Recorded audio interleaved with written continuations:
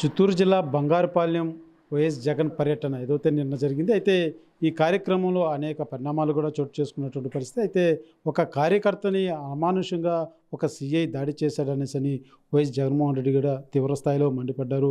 అయితే గాయపడినటువంటి వ్యక్తి శశిధర్ రెడ్డి ప్రస్తుతం మనతో ఉన్నారు. అసలు ఏం జరిగింది, ఎవరు కొట్టారనే ఒకసారి ఆయనతో మాట్లాడి తెలుసుకునేటువంటి ప్రయత్నం చేద్దాం. చెప్పండి, మీరు అసలు కాన్వాయ్లో ఉన్నారా, ఎక్కడ జరిగింది, ఎవరు మేము దాడి చేశారు? కాన్వే లేనండి, బయట సర్వీస్ రోడ్లు వెయిట్ చేస్తున్నా జగన్ అన్న కోసము. ఒక షేక్ హ్యాండ్ ఇచ్చి హైజ్ బయలుదేరి వచ్చాము చూద్దామని. మనుషులతో పాటు ముందరకు వచ్చేసాము. షేక్ హ్యాండ్ ఇచ్చే దగ్గరలో రోప్ బ్యాచ్ మా ముందర ఉంది. ఆ టైంలో వెనక నుంచి కొట్టారు. సీఏ ఫస్ట్ ఒక మనిషి మా భాను అనేది మా తమ్ముని కొట్టినాడు, అతను భుజం మీద కొట్టి, తర్వాత నన్ను తలపైన కొట్టాడు. తలపైన కొట్టాల్సిన అవసరమే లేదు చెప్పాలంటే. కింద కాలు కొట్టి వదిలేసి మేము పక్క దూరంగా వెళ్ళిపోతాం. రోప్ బ్యాచ్ తోసి కూడా వెళ్ళిపోతాం, అదిలిసి కూడా వెళ్ళిపోతాం. కానీ తలపైన కొట్టు ఉద్దేశం ఎందుకు వచ్చిందంటే, నన్ను కొడితే ఇంకో రక్తం వస్తే ఇంకో 10 మంది వెనక్కి వెళ్ళిపోతాం ఉద్దేశంతో ఎవరినో టార్గెట్ చేసి కొట్టి నన్ను టార్గెట్ చేసి కొట్టారు. మీరు అంటే పోలీసులు వాళ్ళకు చర్యలకు ఏమైనా అడ్డం కలిగే విధంగా ప్రవర్తించారా, లేకపోతే ఎక్కడ మీరు ఆ జనసందోహంలో ఎక్కడ అంటే ఇప్పుడు కాన్వాయ్ దగ్గర ముందు భాగంలో పక్కన నడవడమో లేకపోతే పరిగెత్తి ఏ సందర్భంలో అలాంటిది జరిగింది అక్కడ?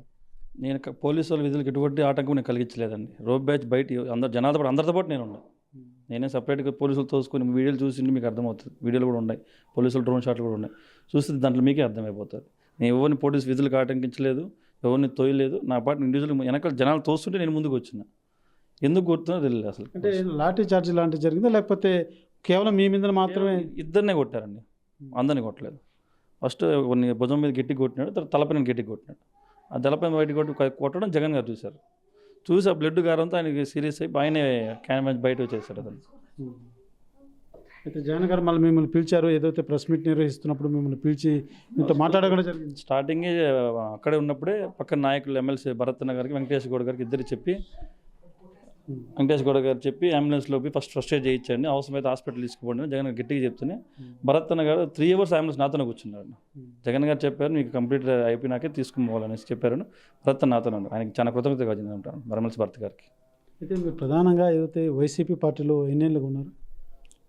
నేను ఈ మధ్యలో 2019 నుంచి ఉన్నాను, అంతకుముందు కూడా ఉన్నాను. 2019 నుంచి ఉన్నాను వైసీపీ. అంటే మీరు ఒక వాదన కూడా చూస్తుంటారు, ఏదైతే సోషల్ మీడియాలో కావచ్చు, వివిధ కొన్ని పత్రికల్లో లేకపోతే వివిధ మాధ్యమాల్లో కూడా పేటీఎం బ్యాచ్ కొంతమంది ఉద్దేశపూర్వకంగా ఈ విధంగా షో చేశారని కూడా కొన్ని మీరు చూసారా? అలాంటివి చూసారా? కొన్ని చూసారండి, కొద్దిగా బాధాకరంగా అనిపించింది నాకు కూడా. మేము అట్లాంటి వాళ్ళం కాదు, పేటీఎం బ్యాచ్ ఏం కాదు. మేము ఎప్పుడు ముందర కొంచెం వర్క్ చేసాం, వెనక బ్యాక్గ్రౌండ్ వర్క్ భాస్కర్ గారికి బ్యాక్గ్రౌండ్ వర్క్ చేస్తున్నాం. మీడియా కూడా ఇప్పుడు రాను, మీకు చూసింటారు. ఇది ఇన్సిడెంట్ జరగడం వల్ల మీడియా కూడా నేను ముందుకు రావాల్సి వచ్చింది అంతే. అంటే ఈ ఓవరాల్గా నిన్న జరిగినటువంటి ఈ యొక్క పరిణామాలు మీరు ఎలా చూస్తున్నారు కార్యకర్తగా? కార్యకర్త మమ్మల్ని 3 చోట్ల ఆపారండి పోలీసులు, నిజంగా ఆపారు. మేము బెంగళూరు నుంచి తప్పించుకొని వచ్చాము అంతే, కానీ 3 చోట్ల ఆపారు. అంత ఆపాల్సిన అవసరం కూడా లేదు. ఇండివిజువల్గా వదిలేస్తే అంత జనాలు కూడా రారు చెప్పాలంటే. వీళ్ళు ఎన్ని ఆంక్షలు పెడితే జనాలు అంత ఎక్కువ వస్తున్నారు జనాలు, అది వీళ్ళు అర్థం చేసుకోవాలి ప్రభుత్వం కూడా. చూస్తున్న పూర్తిగా యొక్క గాయపడినటువంటి కార్యకర్తను కూడా వైఎస్ జగన్మోహన్ రెడ్డి పిలవడం జరిగింది. కాన్వాయ్ వద్ద పిలిపించుకొని మా కార్యకర్తను ఎందుకు కొట్టారంటూ కూడా ఎవరైతే సిఐ దాడి చేసినట్టు తెలుస్తుంది, ఆ యొక్క సిఐని కూడా నిలదీసినటువంటి పరిస్థితి. అయితే ఆ సిఐ కూడా లేదు, నేను ఉద్దేశపూర్వకంగా కొట్టలేదు, లాఠీని ఓపోయి ఆ టైంలో తగిలిందంటూ కూడా అతను తెలియజేసినట్టుగా కూడా ప్రాథమికంగా మనకు అందుతున్నట్టు సమాచారం. అయితే ఈ యొక్క కార్యకర్త ఏదైతే ఉద్దేశపూర్వకంగానే మమ్మల్ని ఇతనితో పాటు మరొక వ్యక్తిని కూడా ఉద్దేశపూర్వకంగానే కొట్టినట్టుగా కూడా తెలియజేస్తున్నాడు.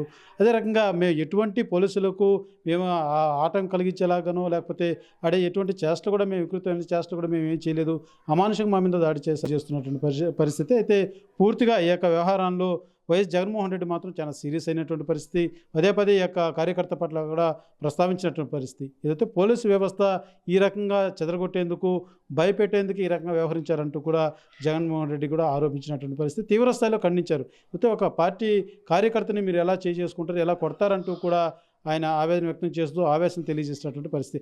ఓవరాల్గా నిన్న జరిగినటువంటి బంగారుపాలెంలో వైఎస్ జగన్ పర్యటనలో అనేక పరిణామాలు చోటు చేసుకున్నప్పటికీ ఈ యొక్క ప్రధానంగా కార్యకర్తకు సంబంధించినటువంటి ఈ అంశం మాత్రం పెద్ద దుమారమే రేగిందని చెప్పాలి. అయితే ఇతను ఎవరైతే దెబ్బతిన్న శశిధర్ రెడ్డి కూడా ఒక పేటీఎం బ్యాచ్ అంటూ కూడా కొన్ని వాదనలు వినపడినటువంటి పరిస్థితి. అయితే పూర్తిగా శశిధర్ రెడ్డి తెలియజేస్తుంటే, నేను పార్టీ కోసం పనిచేసేటువంటి వ్యక్తిని, డబ్బులకో లేకపోతే ఇంకోటి అమ్ముడుపోయేటువంటి వ్యక్తిని కాదు, పార్టీ నమ్ముకొని ఆ పార్టీ కోసం పనిచేసేటువంటి వ్యక్తిని అంటూ కూడా చాలా స్పష్టంగా తెలియజేస్తున్నటువంటి పరిస్థితి.